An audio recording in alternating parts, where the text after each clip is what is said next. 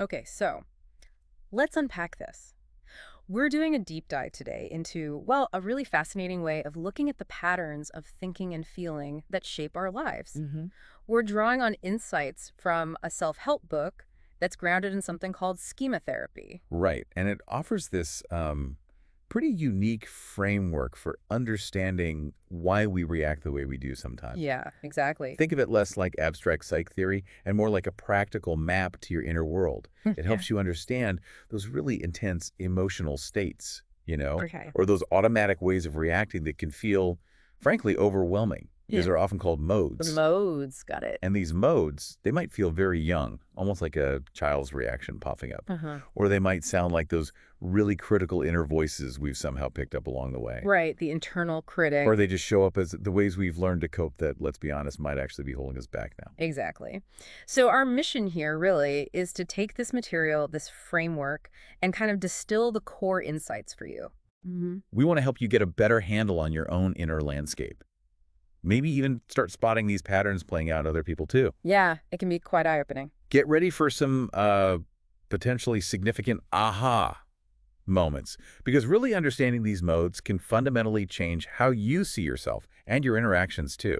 It really can. It's about seeing why we do what we do Mm. and figuring out what it means to live more from a place of, well, inner strength and balance. And what's really fascinating about the schema therapy approach is how it frames these modes. They aren't like your fixed personality. Okay, that's important. Yeah, they're dynamic states, patterns of perceiving the world and reacting that get triggered, in specific situations. Right. And crucially, they often have their roots way back in basic childhood needs that maybe weren't met properly. Needs like. Oh, things like safety, connection, independence, being able to express yourself, spontaneity, even just having realistic limits set. Okay. Basic stuff, but fundamental. Absolutely. And when those fundamental needs were unmet or even actively thwarted, these modes developed. They were like a way to navigate those difficult early environments. So even now as adults, when those core needs feel threatened, maybe just slightly, Yeah. it can flip a switch, basically. Exactly. Plunge you right into one of these intense states. Wow. Okay. So the sources we're looking at, they group these modes into a few key families, right? You do. Yeah. Makes it easier to understand. Let's start with the child modes. I mean, everyone has moments where they feel or act a bit childlike, surely. Of course. But for many people, these modes become incredibly intense. They feel overwhelming, hard to control, even when they're totally inappropriate for the adult situation you actually find yourself in. Right. So not just feeling a bit nostalgic, but really regressing almost. In a way, yeah. And within these child modes, there are different flavors, different expressions. Okay. So first, there's the vulnerable child. This tends to surface when you feel, say, rejected or left alone or under pressure. And the feelings aren't just mild. No, not usually. They're often exaggerated, really intense. Loneliness, abandonment, deep shame, that kind of thing. You see this in the example of Sophia, who felt intensely lonely and abandoned when she returned home. That feeling connected directly back to losing her mother figures in childhood. Wow. That's a direct link. Yeah. Or Megan, who felt excluded when classmates made plans without explicitly including her. It instantly zapped her back to that painful feeling of being the new girl when she was growing up. Oof. Yeah, I can see that. Even something seemingly small, like stumbling over your words in a meeting. For Daniel, this triggered intense shame, taking him right back to being ridiculed by a teacher in high school. Oh, that shame connection. It's so powerful, isn't it? And often tied to these early moments. Definitely. And Stephen's example is also quite striking. He feels like he's never truly close or loved, even though objectively he has a happy marriage and friends. How does that work? Well, that feeling of emotional deprivation links back to his parents who, while physically present, were emotionally quite busy and absent. It just shows how deep these vulnerable feelings can run. Absolutely. Okay, so that's the vulnerable child. Now, you mentioned contrasting feelings. Right. Contrast that vulnerability with the, let's say, hotter feelings you see in the angry and impulsive child mode. Okay, hotter how? Well, these also feel distinctly childlike, and they're also triggered when needs aren't respected. But they show up as anger, rage, defiance, or sometimes just a stark lack of discipline. Right, like a Matthew in the source material who tries so hard to do everything perfectly. Meticulously. But if he perceives even the slightest criticism, even if it's meant constructively. Boom. He erupts into extreme anger and sarcasm. It's that feeling of being unfairly attacked, triggering this intense outrage. Okay, and Florence, her rage surfaced when she felt exploited or ignored, Right. often at home. Exactly. And that ties directly back to her difficult childhood and absent mother, an alcoholic father known for scary, unpredictable outbursts. You can see the pattern. Definitely. And the impulsivity side is just as impactful. It often shows up as a real struggle with limits. Like Susie, the student. Yeah, Susie. Parties excessively, drinks too much, engages in risky behavior like unprotected sex, and then often feels deep regret afterwards. And the source links this impulsivity. Back to never having had healthy, consistent limits set by her parents. It's a learned pattern, or rather a lack of learning boundaries. Hmm. And Ethan, in his relationship, struggling with basic adult stuff like chores or studying. Right. And when confronted, he retreats into this defiant, you can't make me kind of attitude. I'm like a teenager almost. Exactly. His spoiled behavior, as the source calls it, really seems to stem from being over-pampered by his mother, never really having faced consequences. It makes total sense that these really intense feelings and behaviors, I mean, while they might give some immediate release, maybe, or get some immediate maladaptive need met. Like expressing raw frustration or seeking instant pleasure. Yeah, Right. But they often cause significant long-term problems. absolutely. As the source puts it, these are problem behaviors. They might feel comfortable or even necessary in the short term, but they're damaging down the line. This raises a really important question, though. What about the healthy side of the inner child? Because surely that exists too. It does. Okay. Yes, and that's absolutely vital. That's where the happy child mode comes in. Ah, yes. The fun one. Exactly. This is the playful, easygoing, curious, spontaneous, genuinely fun part of you. And the source highlights how this mode is actually protective for your mental health. Very much so. And it's often sadly underdeveloped in people who spend a lot of time stuck in those intense, vulnerable, or angry child modes. That makes sense. People with a strong happy child mode, they genuinely enjoy life. They kind of spread amusement and relaxation just by being themselves. Yeah, you know people like that. You do. They tend to attract others and feel a strong sense of belonging because, they're fun to be around. So it's important to actively find things that trigger this mode. Essential. Even if you have a really demanding life. Take Anne from the examples. With her tight schedule, she makes sure to find time for things like playing bridge with friends or enjoying roller coasters with her kids. Things that are purely for joy. Purely for joy, yeah. Or Michael, who managed to make his happy child mode his actual profession through circus projects and street theater. Wow, that's integrating it. It is. It's about finding that balance, integrating moments of pure, unadulterated joy alongside all the adult responsibilities we have. Okay. So we've explored the different sides of the inner child, the vulnerable, the angry, impulsive, and the happy. What about those other voices, those harsh, critical ones inside our heads? Ah, yes. The ones that sound suspiciously like someone from our past. That's exactly right. The source calls these the dysfunctional parent modes. Okay, dysfunctional parent. Yes. These are basically the internalized messages, rules, attitudes absorbed from parents or maybe other significant authority figures who were critical, devaluing, demanding, or even abusive during your childhood or adolescence. So you absorb their voice, essentially. You do. They become these persistent inner voices that tell you you're not good enough or you're worthless or that you're responsible for everyone else's happiness or that you must always strive relentlessly, never rest. God, that sounds exhausting. Like Annabelle's experience in the Magdalene Asylum. A very extreme example, yes. Yeah. Cruel punishment, severe restriction. This trauma led to a powerful punitive parent mode internally. A voice that tells her. That she doesn't deserve pleasure or good things. That she's fundamentally bad. It blames her for every mistake, no matter how small. Even years later, that internal punisher is incredibly strong. So the punitive parent is less about specific standards and more just criticism. Pure internal criticism and blame, yeah. Yeah. Messages like, you'll never amount to anything, or you are absolutely terrible for doing that. Just harsh judgment. Okay. Then there's the demanding parent mode. How's that different? This one is purely focused on relentless, unforgiving standards, especially around achievement, appearance, weight, things like that. Right. Lisa, who feels like a complete failure if she gains even a pound after having kids. Exactly. Despite being slim and healthy, that's a classic example driven by this internal taskmaster demanding absolute perfection. And the third one? The guilt-inducing parent mode. Ah, yes. This voice tells you that you are fundamentally responsible for making other people happy, that you must please everyone, often at your own expense. Oh, that makes it incredibly hard to set boundaries or say no, I imagine. Terribly hard.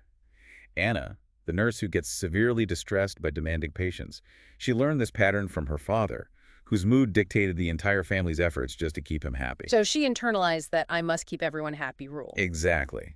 And what's really important to understand here is that these dysfunctional parent modes often coexist with the child modes, and they make them worse. How so? Well, imagine a critical inner parent attacking an already vulnerable child. Yeah. It just deepens the pain, the shame. Right. A vicious cycle. Precisely.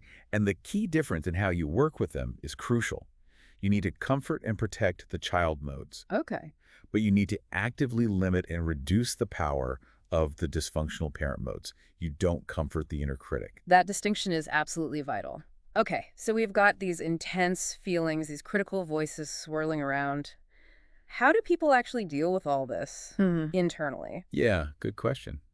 That brings us to the coping modes. The coping modes, okay. The source describes these as psychological survival strategies, basically, Yeah. developed to handle the distress caused by the child and parent modes. Ah, so they're reactions to the other modes. Exactly. They're the learned ways we try to reduce difficult feelings or maybe hide them from ourselves and others. They often overlap and shift around, but the source identifies three main styles. Okay, what are they? First, surrendering.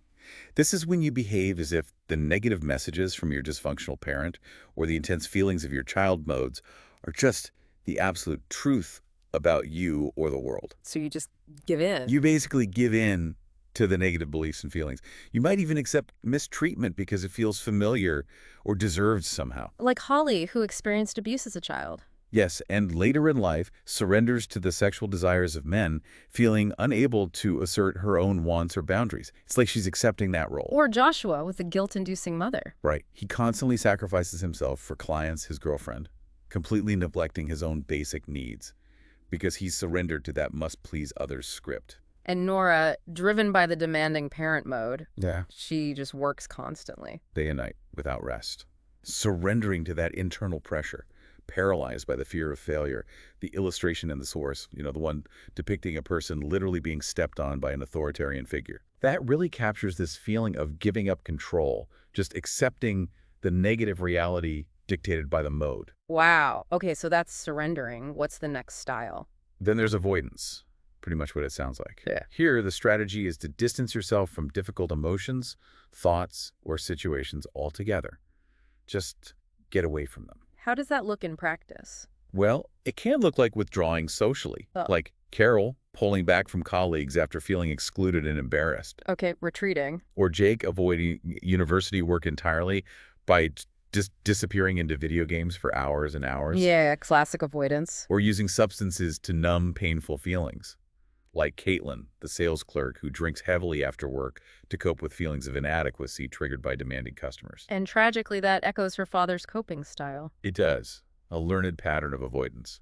And, avoidance offers immediate relief, maybe. Sure, temporary relief. But it's always temporary, and it prevents you from ever actually processing or dealing with the underlying issues. Yeah. The source image for this one, showing someone diving headfirst into a hole while this big figure looms behind them. Yeah, I remember that. It really shows that sense of desperate escape from overwhelming pressure, just trying to get away. Okay, surrendering, avoidance. What's the third coping style? And finally, overcompensation. Overcompensation. Okay, how does that work? This is acting in the exact opposite way to your underlying feelings of insecurity, helplessness, or vulnerability. So if you feel small, you act big. Precisely. You might present as excessively self-confident, maybe arrogant, controlling, aggressive, or overly independent, pushing everyone away. Like Carl, who feels deeply inferior about his appearance and lost wealth. Yeah, but he overcompensates by acting really macho, boastful, overly self-confident. It's a front. Or Glenn, the senior physician described as narcissistic. Right. He bullies colleagues relentlessly. Why? To hide his own deep-seated feelings of being rejected when others get credit he feels he deserves. It's a defense mechanism, really. Absolutely. And John, who experienced sexual abuse, he uses intense paranoia, control, and mistrust to keep everyone at a distance. It's overcompensating to ensure he can never be hurt like that again. Wow. So overcompensation It might even look successful from the outside It sometimes. can, yeah. It might feel effective or even powerful in the short term. The image shows that swaggering figure with a cigar, Yeah. stepping on a smaller figure. It can lead to external success. But, as the source points out, people deep in this mode often feel really disconnected from their true selves.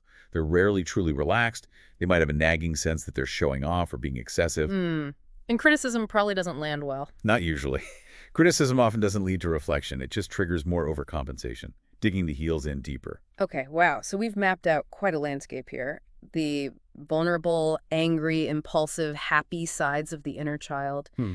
the demanding, punitive, guilt-inducing, internalized parent voices, Right. and then the ways we try to survive all that through surrendering, avoiding, or overcompensating, it sounds like. Well, like a lot to navigate. It is a lot, yeah.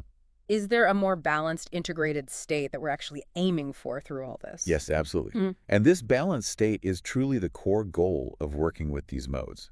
It's about strengthening the healthy adult mode. Did a healthy adult, okay. This is your internal superior authority, you could say, but not in a harsh, demanding way like the dysfunctional parent. Right. How is it different?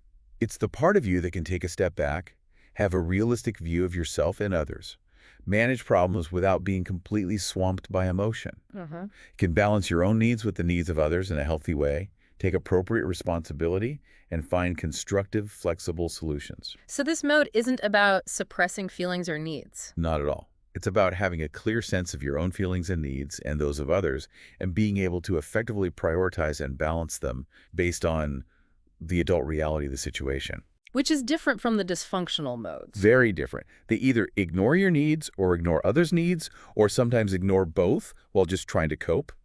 The healthy adult integrates everything. Right. Think about Anne and her husband again. They balance demanding jobs and kids. Not just with happy child activities, but also with healthy adult discipline, prioritizing, planning, realistic problem solving. That's the healthy adult at work. Or Emma, who learned to take better care of herself after a health issue. Yes, by using her healthy adult mode to set firm boundaries and prioritize her own well-being, maybe for the first time. That was her healthy adult stepping up and taking charge. Okay. So the big question then, how do we actually shift towards this healthy adult state? Yeah. And work with all those other powerful modes? That is the big question the source tackles. And the healthy adult mode isn't just the goal, it's also the engine for change in this model. Ah, okay. How so? It's the part of you that needs to learn how to actively comfort the vulnerable child. Right. Set clear limits on the angry, impulsive, or spoiled child. Negotiate with the coping modes that are holding you back. Makes sense. And stand up to, and ultimately silence, those dysfunctional parent modes. Wow. So the healthy adult is doing a lot of the work. It really is. Okay, let's break that down. Let's start with the vulnerable child. When that intense pain or fear hits, how do we comfort that part? How does the healthy adult do that? The source really emphasizes the importance of getting in touch with it, often through imagery exercises. Imagery, like visualizing. Exactly. The idea is to revisit a situation that triggers the vulnerable child mode, now like Madison with her difficult students, or Daniel stumbling in the meeting. Okay. And then, crucially, you imagine your healthy adult self going back into that memory. Right there in the scene. Yeah. You visualize your adult self comforting, hugging, reassuring, maybe protecting your little self in that moment. Ah, I see. It's about giving that younger part of you the safety and validation it didn't get back then, but doing it now in a safe mental space. So you're kind of reparenting that part of yourself in your mind. That's a great way to put it. Kira, who felt excluded at a party as an adult, used imagery to revisit a childhood exclusion.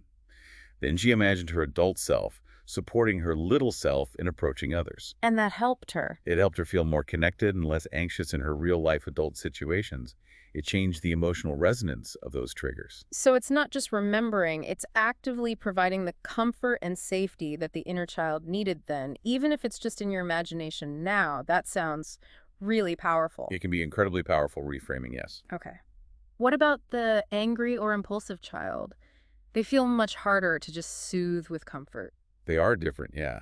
For these modes, the focus shifts from comforting to gaining control and setting limits. Right. How? Well, first, just recognizing when the mode is triggered is huge. and understanding the underlying need that's being frustrated, like Florence realizing her intense anger around her family stems from feeling exploited or ignored, Yeah. reflecting her childhood. Awareness first. Always. Then, a critical step is looking honestly at the pros and cons of the behavior driven by this mode. What does it get you? What does it cost you? Okay, like a cost-benefit analysis. Pretty much. Ethan used this to clearly see the significant disadvantages of his defiant, undisciplined mode, mainly not getting important things done and damaging his relationships despite that short-term feeling of, freedom or rebellion. Seeing it laid out like that must be motivating. The source even suggests using chair dialogues or puppets. Yeah, or sometimes symbols. It's about externalizing the conflict. You literally have a conversation, out loud or internally, between the impulsive, angry side and the healthy adult viewpoint, arguing the points. Giving voice to the struggle. Exactly. And behavior experiments are crucial here too. What does that involve? It involves identifying a specific situation where the angry or impulsive child usually takes over, Okay. and then consciously planning and trying a different, healthier behavior in that situation, stepping out of the automatic pattern. Right. Like Florence, who'd usually fly into a rage. Yes, she planned something totally unexpected, throwing her jacket on the floor like her kids sometimes do. Seriously. Yeah. And the sheer surprise of doing something so different actually led to laughter, breaking the usual cycle of anger. It showed her a new possibility existed. Wow. That's creative. And Susie, battling the impulsive partying, used a behavior experiment by planning to attend a party, but consciously deciding not to drink excessively. She even reminded herself with a written note about her long-term goals and the dangers of the impulse. So it's about taking these small, deliberate steps to practice and prove to yourself that a new, healthier response is possible. Exactly that. Building evidence for the healthy adult. Okay, now for the happy child mode, how do we bring that one out more? Seems easier. It is, in a way. Here, the goal is simply to strengthen it by giving it fuel.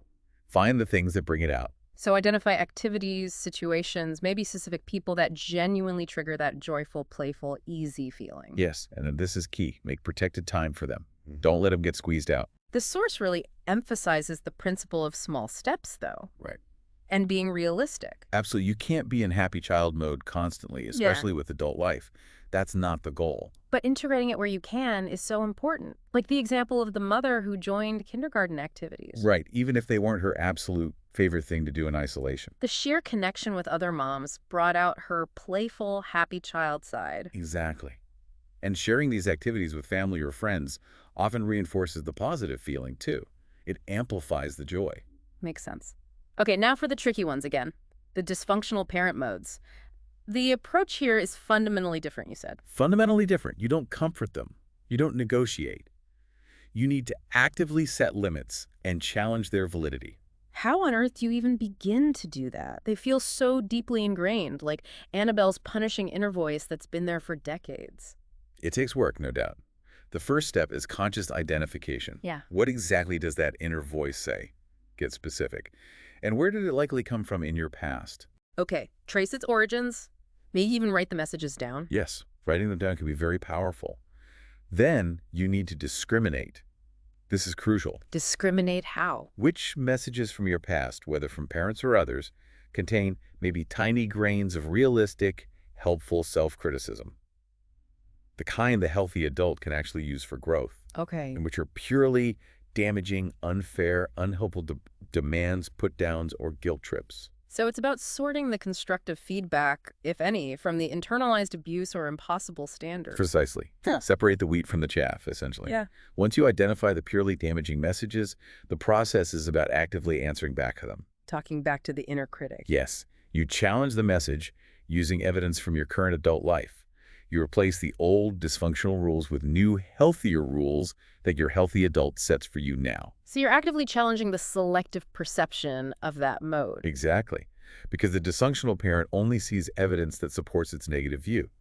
You have to consciously bring in the counter-evidence from your real life. The source mentions getting support can be helpful here, like from a therapist or trusted friend. Very helpful. Or even creating an inner helper in your imagination. An inner helper. Yeah, a visualization of someone real or imagined who is unconditionally supportive, who stands with you mentally, and counters that harsh inner critic.